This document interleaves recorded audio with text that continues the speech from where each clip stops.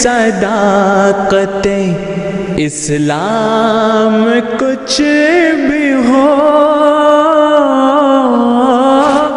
जाएंगे हम जहाँ भी के जाना पड़े हमें, जाएंगे हम जहाँ भी के जाना पड़े हमें।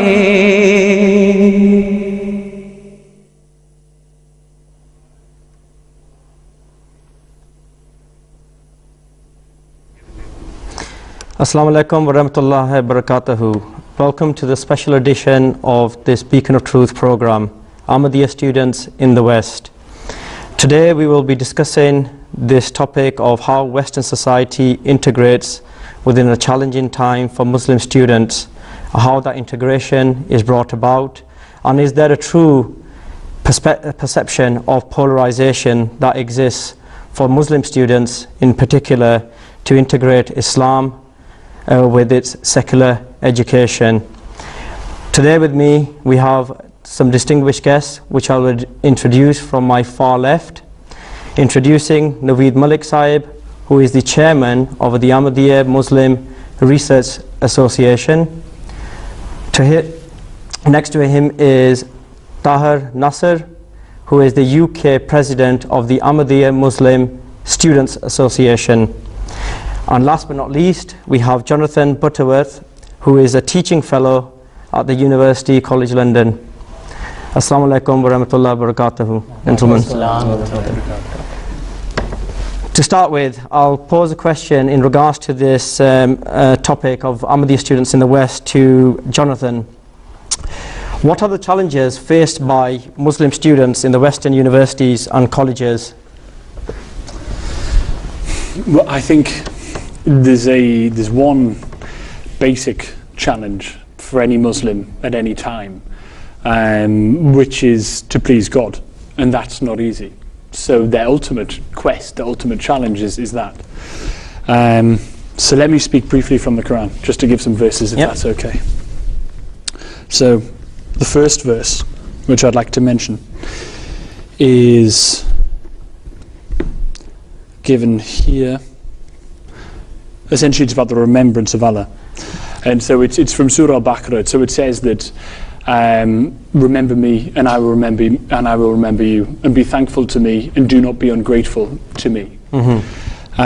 Again, later on in the Holy Quran, it's essentially it mentions the verse of worship. It says, I did not make man or jinn except that they should worship me. So I think when we're answering this, there are two basic things. I mean, well, firstly it's worship, and that's the fundamental purpose of our existence. Secondly, remembrance of Allah as a method of worship and to do this. But the basic challenge which students face are things which take them away from the worship of Allah, and as soon as you come away from the worship of Allah, then you're worshipping something else. And I guess if worship is the act of looking to emulate something and to take that imprint upon yourself and to reflect it, if you're not emulating God, you're emulating something else. And that's a crisis which any student's going to face. And as soon as they do that, they'll begin to suffer emotional problems, mental problems, they'll feel anxiety, they'll feel distress, they'll feel physical disorder. So this is the basic problem, because they will essentially begin to reflect habits, actions and negative qualities that they'll come across in university, which are, you can call them un-Islamic, but you can also just call them immoral, or you can call them lacking in righteousness. So there's a lot to do with in terms of the morality as well as the spirituality that can coexist together.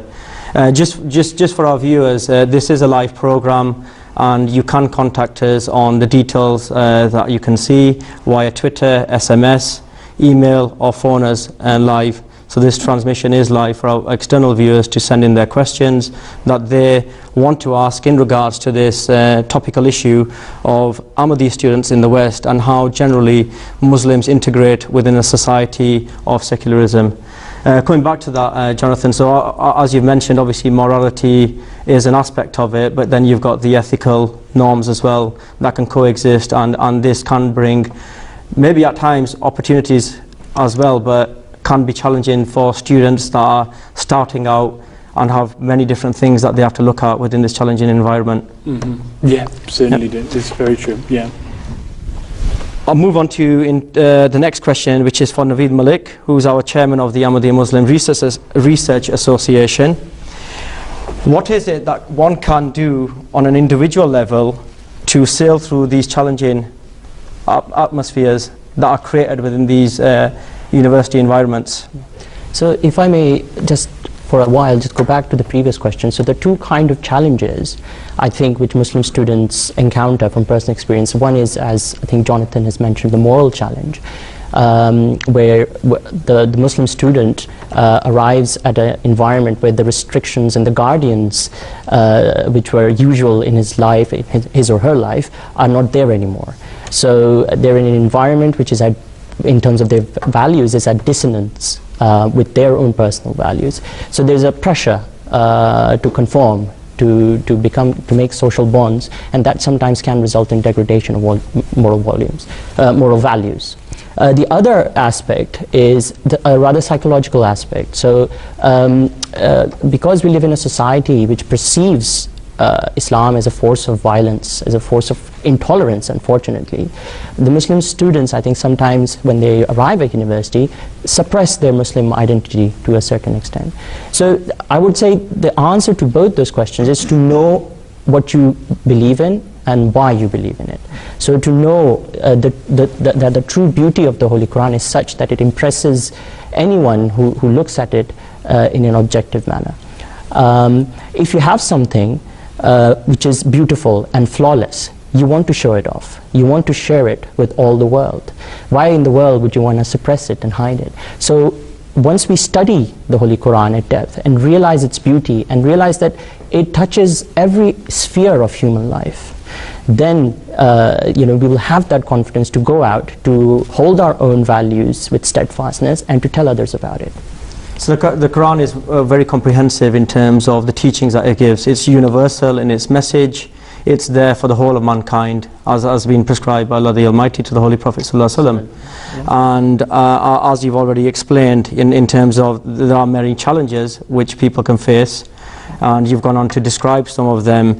I was just going to pass this on to Tahir Nasser Saab, who obviously is a student himself, a medical student in his last year. Is there anything that you feel you've experienced in terms of this yourself, and how you may have overcome those sort of ideologies that might be out there?